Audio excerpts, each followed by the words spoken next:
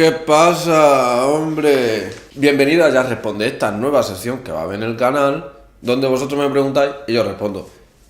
No tiene más. Bueno, esta semana me han hecho unas preguntas, las tengo aquí preparadas y ahora os las iré respondiendo. ¿Por qué hago esto? Porque creo que algunas preguntas que tenéis, la respuesta que yo os doy vale para mucha gente. Luego muchos me preguntáis las mismas cosas, entonces en vez de responderos a todos, cada uno por individual, pues hago un vídeo y así os enteráis todos.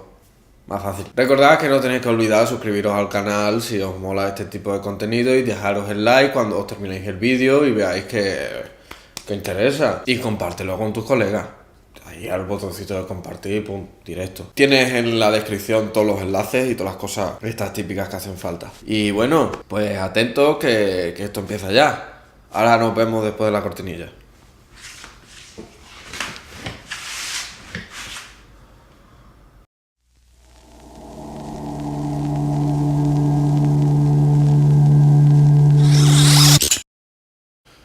Bueno, pues aquí estamos ya. Vamos a responder las preguntas. James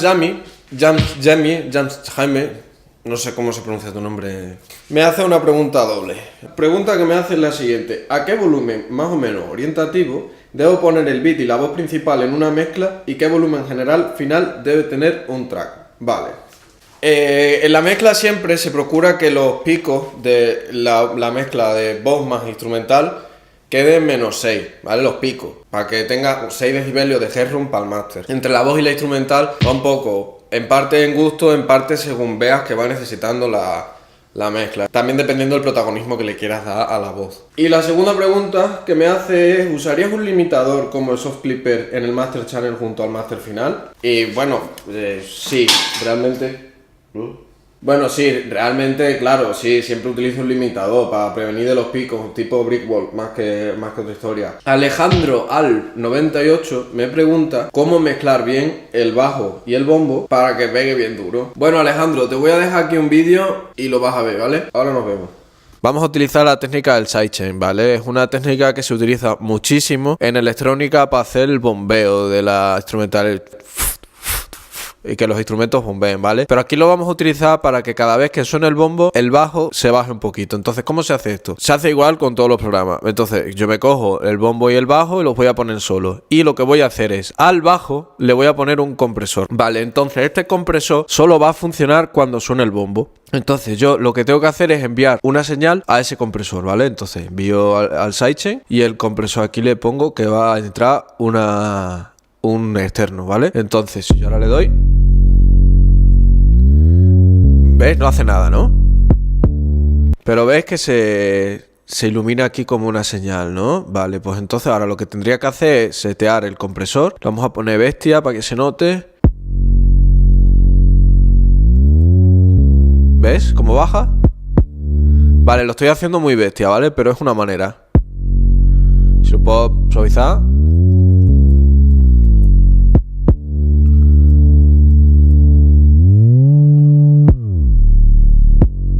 Vale, pues esa es una forma y la otra es ecualizando, ¿vale? O sea, yo analizaría los rangos que tiene por un lado el bombo. Vamos a verlo el bombo solo. Entonces vemos que la pegada está por aquí. Pues bueno, lo que puedo hacer es reservar a partir de los 30-40 hercios para el bajo, ¿vale? Y ahora vamos al bajo y vemos lo mismo.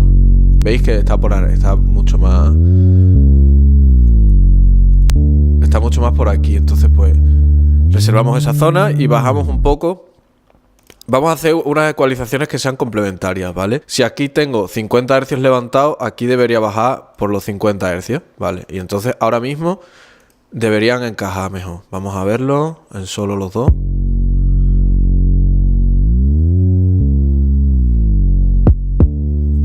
Eso es, así mezclo yo los bombos y los bajos, o bien con sidechain o con ecualización. Sharon Lison me pregunta que, desde mi propia experiencia, si recomiendo panear la caja y los hi-hats. Voy a dejar el portátil porque esto es largo. A ver, en principio yo la caja no la paneo, la dejo en el centro. ¿Por qué? Porque la caja, el bombo y el hi-hat son el motor básico del ritmo. Y esto, pues, tiene que ir por los dos canales. E igual que el bombo, casi siempre lo suelo mezclar mono, 99% de las veces, la caja también va al centro. No siempre tenemos la mejor de las audiciones posibles. Es más, a veces vamos a garitos o vamos a conciertos y estamos en un lado del estéreo. Y si la caja está paneada a la izquierda y tú estás en la derecha, ¿qué? ¿No vas a escuchar caja en ese concierto o esa noche perreando?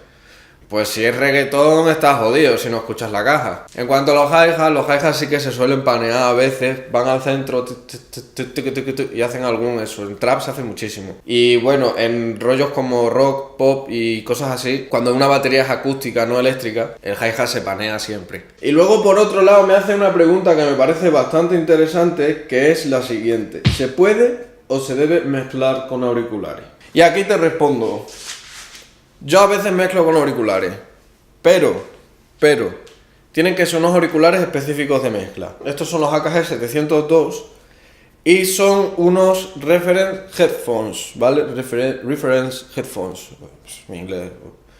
Que estos son abiertos. ¿Qué quiere decir? Que por los dos lados están abiertos. Estos auriculares para mezclar son muy buenos porque tienen una respuesta bastante plana. Y bueno, pues, ¿qué ventajas tiene mezclar con auriculares de mezcla? Pues que no interrumpe tu sala. O sea, si tienes una sala que no está bien acondicionada acústicamente, pues evidentemente no está interfiriendo en tu mezcla la sala. Wildcard o W1LD Card me pregunta: hola Jack, mi pregunta es, ¿cuál debe ser el nivel RMS óptimo de una instrumental?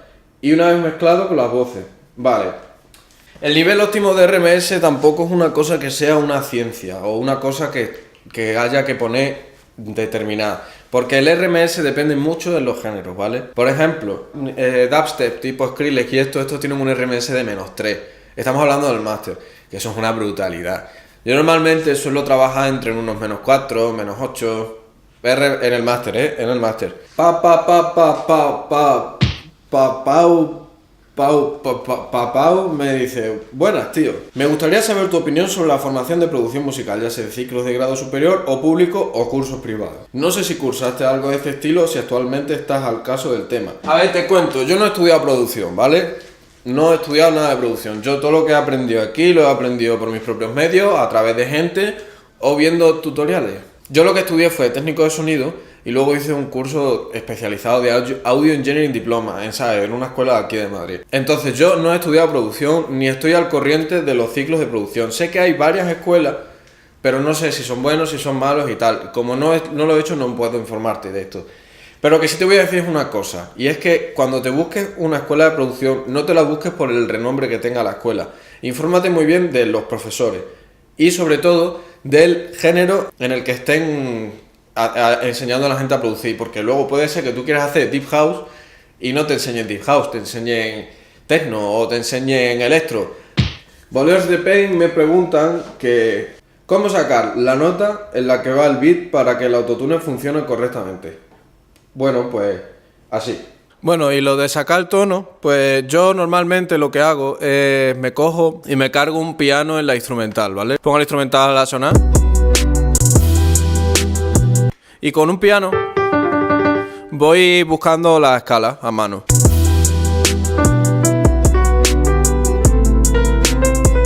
Lo vemos que está en mi menor, ¿vale? Mi menor. Muchos diréis, pero es que yo no sé tocar piano, o no tengo un piano, o no se me da bien el oído. Entonces, para eso, he estado investigando un poco y he encontrado este plugin magnífico de Hornet, que vale 5,5 €, que os voy a dejar el link en la descripción a su página por si os interesa demasiado que lo pilléis y que voy a explicar rápidamente cómo funciona. Vale, este plugin lo que hace es analizar las frecuencias predominantes en nuestro sonido y las transforma la frecuencia a las notas musicales, ¿no? Y según las notas musicales, pues determina que está en una escala o en otra. Entonces vamos a ponerlo. Esto funciona así. Tenéis que insertar el plugin en la pista de la instrumental, ¿vale? Aquí. Y le dais play.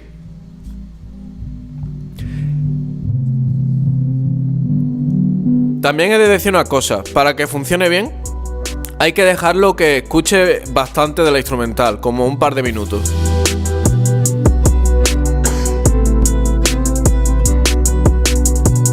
Entonces, si os vais fijando, aquí va cambiando el acorde y aquí va poniendo la tonalidad. Aparte os dice el porcentaje de probabilidad que hay de que sea una nota u otra. Así que siempre, si no es una la primera, va a ser la segunda o algo así. Esto ha sido todo por hoy. La semana que viene, más.